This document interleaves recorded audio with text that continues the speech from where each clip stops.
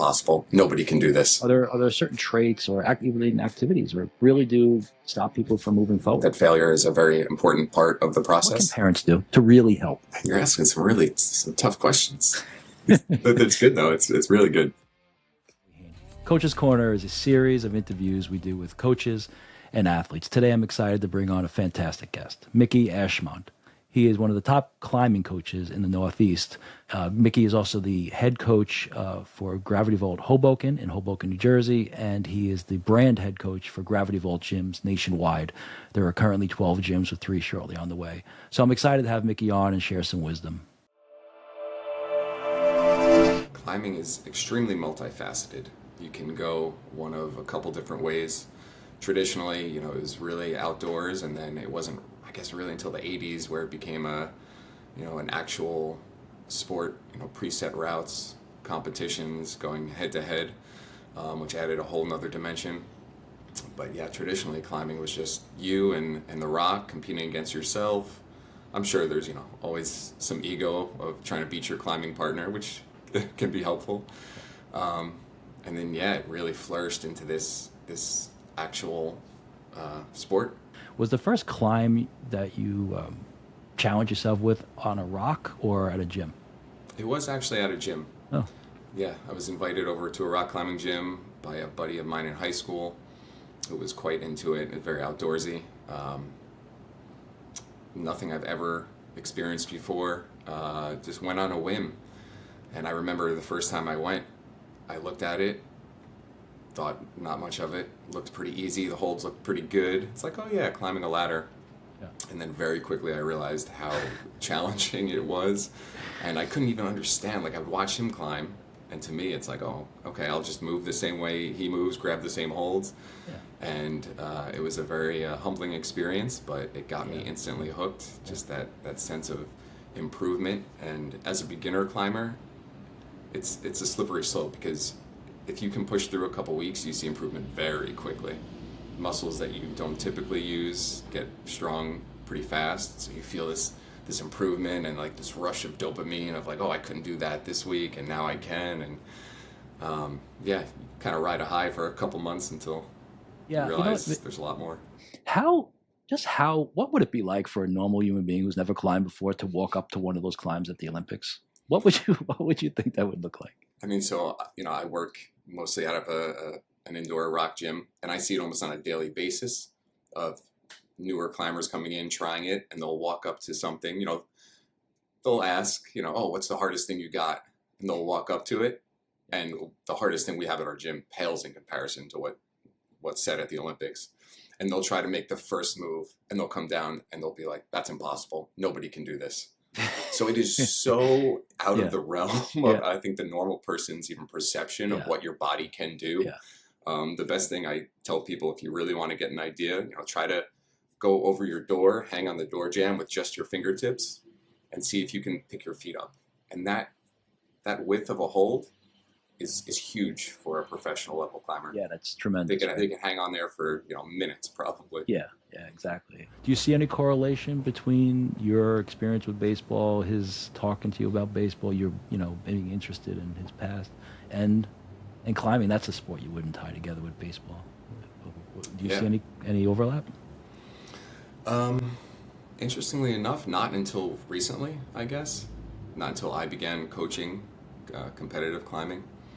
For most of my climbing career, competition was the furthest thing from my head.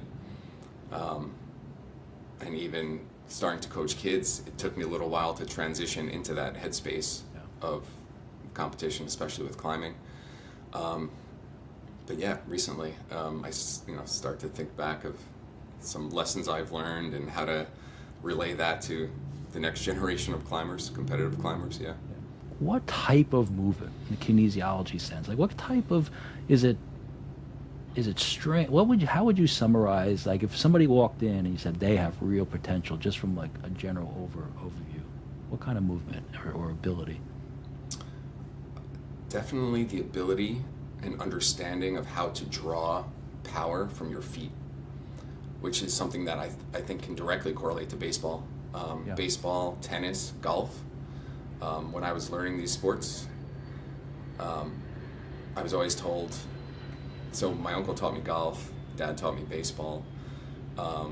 Tennis kind of came after those, but they always told me this idea of when you're striking the ball that you want to draw power from your feet. And as a kid, I was like, that makes no sense whatsoever. It's like, what do you mean get power out of the ground, right? And it wasn't until later, until I built more of a foundational understanding of how the body works and core strength, that if you really can dig your feet into the ground and twist and transfer that energy from the ground through your core, through your upper body, that's where real power comes from. Yeah, the hips, same in right? climbing. Yeah, the hip movement, the hip power, right, and the core. Like the swing of a baseball bat isn't coming from the arms, but the turning of the hips. So we cover, generally what climbing is. It's new. I think a lot of people have seen it on. They actually see it on a lot of like sitcoms and things where they go to the gym. And I think it really is, and it seems to be really accessible to young female athletes. They really excel at it, and it's very, for some reason, it's attractive to a lot of young females and males as well, of course. And it's just wonderful to see them grow in confidence. And now, so we're at a national level, and then we go to the Olympics. So Mickey, I mean, I consider you one of the top coaches in the Northeast. And I think people that's kind of, the United States is so developed athletically and so huge that I think we lose perspective of like how talented coaches like you are. I mean, like, for example, just doing some research this morning, like I think New Jersey's 9 million people, Pennsylvania's 13 million, New York's 20 million or something. Like Northeast has, I think, 56 million people. I mean, England has 56 million people, right? Norway, Denmark, Sweden, and Finland, they have less than 10 million or so, right? So like, if you're one of the best coaches in the state of New Jersey for something, I mean, it's like being a national coach in almost all other countries, So I think we lose perspective of just how blessed we are with coaches like you and the kind of difference you make. I mean, how do you see climbing where do you see it going? I think in the next 5-10 years, you're going to see a huge boom in indoor climbing and competition climbing. It's already, skyrocketing.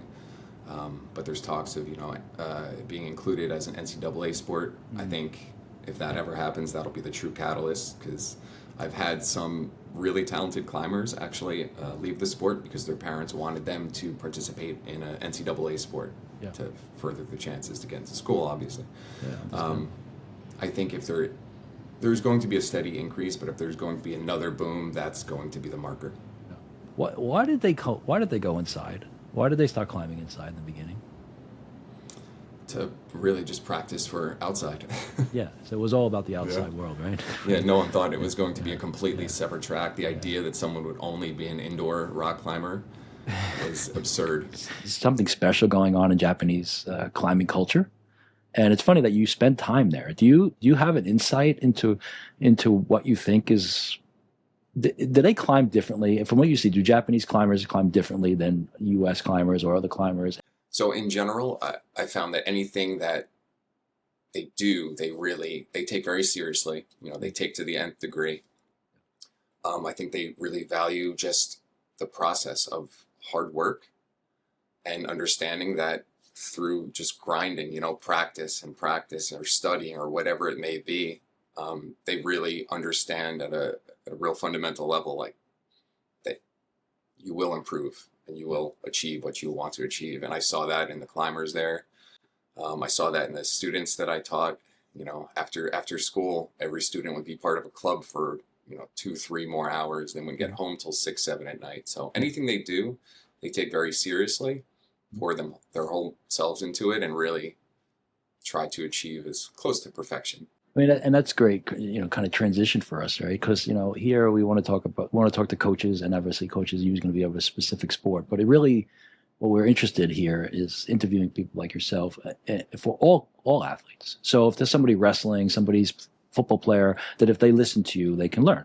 And I know they can. So focusing on the elite athlete and putting climbing aside, and using your philosophical background, and I know the degree of sensitivity that I've experienced from your coaching, watching you coach, seeing you coach. What are those? What are the factors? What do you tell a kid who wants to go to the Olympics? They want to be in the next Olympics or 2 cycles from now. What What is it? What is it that brings these athletes to that next level? Unfortunately, I don't think there's anything you can just tell someone. Is one really important lesson I've learned, I think, over the years. It's getting them to understand certain things, but it always has to be their revelation. You know, you can obviously give words of encouragement and try to steer them that way, but to me, through action and getting them to learn lessons on their own is the most important thing. So getting them to understand that, you know, through trial and error, they will improve, they will get that route. Really understanding, I think, that failure is a very important part of the process. Mm-hmm. You know, a lot of kids, and this is why I've come to really love competition climbing or teaching it to kids, is just how many lessons they can learn from it, right? So everyone deals with failure differently, right? Yeah. So it's very easy for a kid to want to shut down, but getting them to understand that, you know, looking at this failure we had or that failure we had, it's all part of the puzzle, right? Yeah. And then when they have that success, that achievement, just, you know, you don't have to harp on them, but just, you know, reminding them like, hey, we had a great day. We had this huge success. Like, let's remember where it came from. So just to reinforce that idea that, you know, it's again, it's the process, it's the hard work, it's the ups, the downs, and it's the kids that really can internalize that I think bring the most to practice. You know, even on days where they might not want to be there, even on hard competition days, it's really, you know, not to sound cliche, but it is, you know, how many times you get back up. Yeah, no, it is. Literally climbing, literally how many times you get back up, right? Yeah. I mean, if they're, you know, also just on the straight practical side, right? I mean, we live in a distracted world, right? I mean, what do you find from your experience, and what would you advise? Pitfalls. Are there certain traits or even activities or lifestyles, or things that you see that really do stop people from moving forward? Yeah. I think it's really interesting you bring up the kind of society and just the culture we live in right now. One of the most dangerous things in any sport is comparison traps, right? Mm-hmm. So I remember when I was growing up, it was, the unrealistic, you know, whatever image on magazines, right? Yeah. But now it's literally in your face constantly, right on your phone. Whenever you want to find someone who's better than you at something, yeah. It's so easy just to look down and feel bad or, you know, think I'll never get there. Isn't that funny? We don't search out people. I mean, we find somebody who's worse than me, right? Yeah. You always find someone to put you down. It's funny. Yeah. Yeah. How do you, but they all walk around with phones, right? I mean, mm-hmm. So is this something you talk about? Is this something that you address? What's your approach? I do. I try not to be too overbearing, but I do try to emphasize the importance of just kind of putting your head down and like doing your thing. Yeah. And really asking the question, right? If you're like, why are you climbing, right? Like, why are you practicing? Why did you want to send that climb? And I think it's fantastic to like share our accomplishments. Mm-hmm. But when the end goal is to share the accomplishment, I think that's where you really lose sight. And I think that's where you can lose motivation. Like it does at a very core base level have to be intrinsic. You know, you can't be trying to send that project and be like, oh man, I really want everyone to see this. It's gotta be some internal monologue of like, you know, I can do this. Like I need to get stronger. Like I'm stronger than this climb. Yeah. I think when you only do it for other people is where you're kind of down a tough path to recover from. Sports is one of the great things it does. It does bring these issues like in the forefront, and you always have this kind of paradox going on, right? So where are you in this? Like, how do we navigate these paradoxes? It's a very tough question, and one that I think my feeling has evolved, maybe is still evolving about it. It is important to know your field, right? Yeah. It's got to be motivating, though. You know, you have to be able to see that person and appreciate what they've achieved, mm-hmm. and think about all the work that went into that achievement. But at the end of the day, you have to realize that that can just be a goal. Hey, like I really admire this person. Like I know they put, you know, X, Y, and Z in. I can do that too. There's no reason why I can't do the same thing or more and beat that person at the next competition. Yeah, so it's like more of a inspiration than comparison. How do you work with the parents? How much of the personality of a particular athlete and the home environment and the parental involvement, like what percentage do you think that plays in the role of a development of a young athlete? Huge. It's a huge part of it. Excuse me. Understanding, I think, your athlete and their motivations. I think being adaptable as a coach is one of, if not the most important trait to have. Because as you said, no two kids are the same, right? So being able to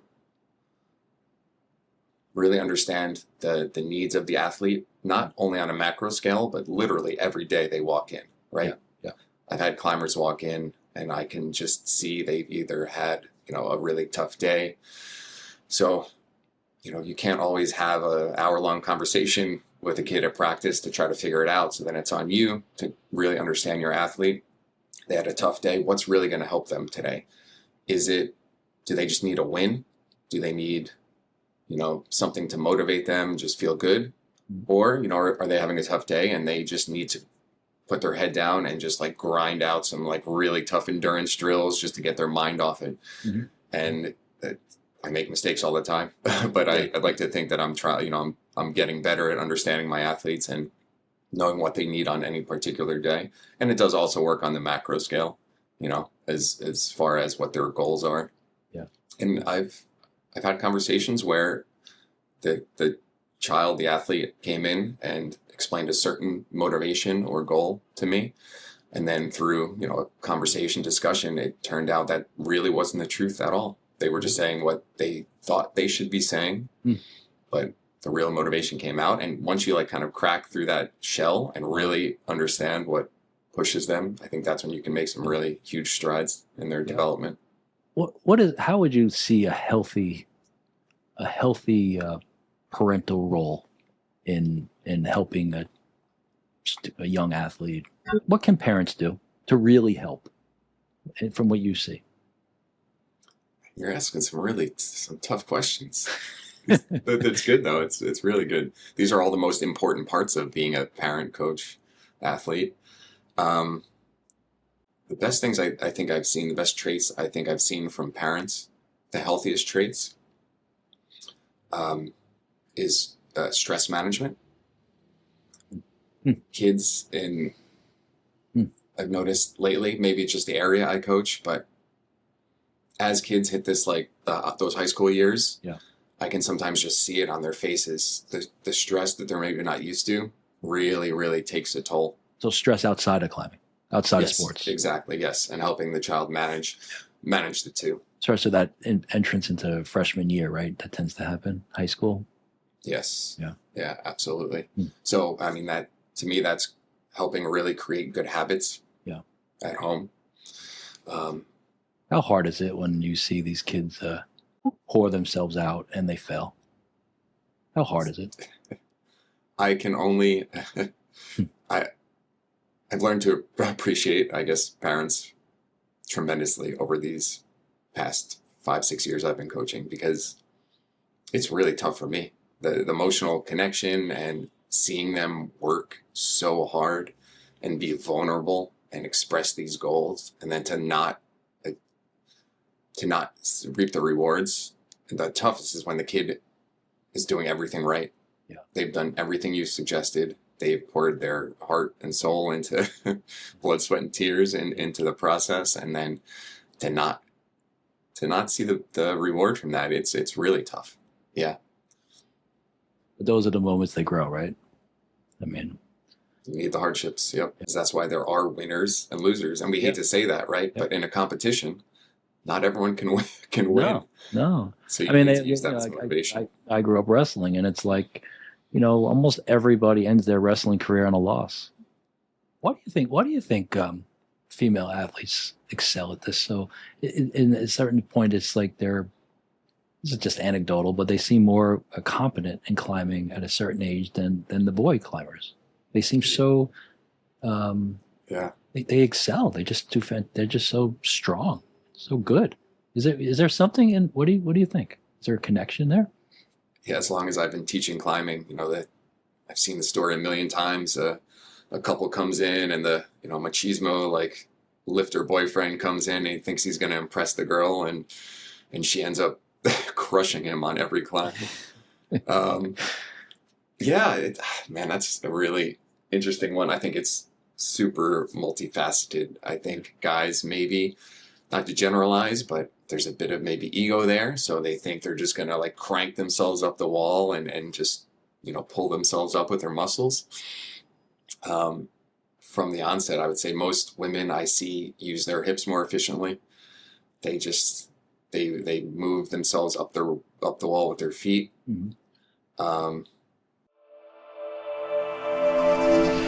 What's the worst thing you could do if you want to be a good climber? It's got to be ignore your footwork, ignore good foot placement and trying to pull as much weight off of your arms with your feet as possible.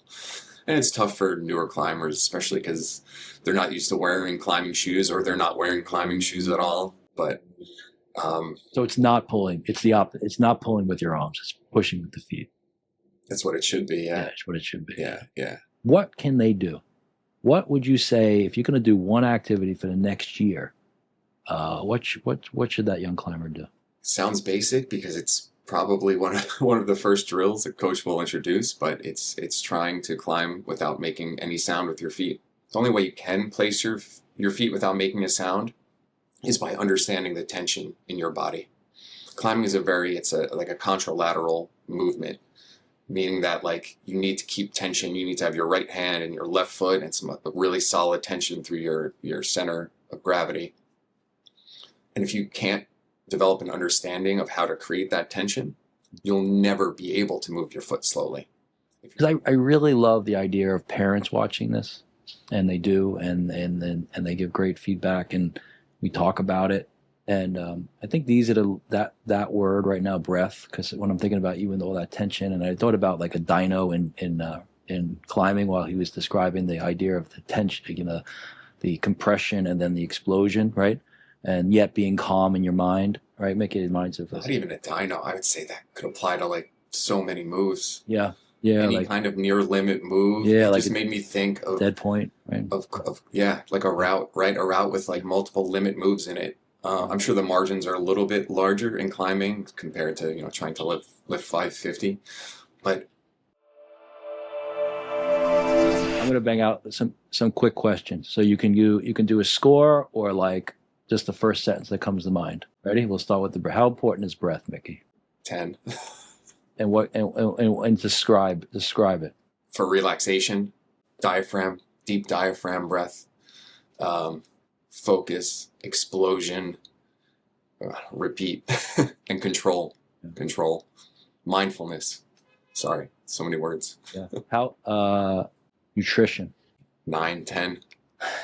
It's rebuilding. It's improvement. It's mental focus. Watching other athletes in your sport. Not just watching, but mindful watching, right? Not seeing, but watching and understanding. Go deeper into that. What does that mean? Mindful watching. It's learning. It's not comparison, but it's trying to find similarities. Someone you resonate, seeing a climber, a pro climber that you resonate with, that moves the same way that you like to move, forget about it. That's going to be your mentor. Sleep. Recovery, again, reset, energy, focus. Can't be ignored. All of these things are paramount to recovery and improvement. Last one, ready? Integrity. Everything. At the end of the day, if you don't have integrity in what you're doing, I don't want to say it's hollow, but like, what's it for? What is it? What is integrity to you?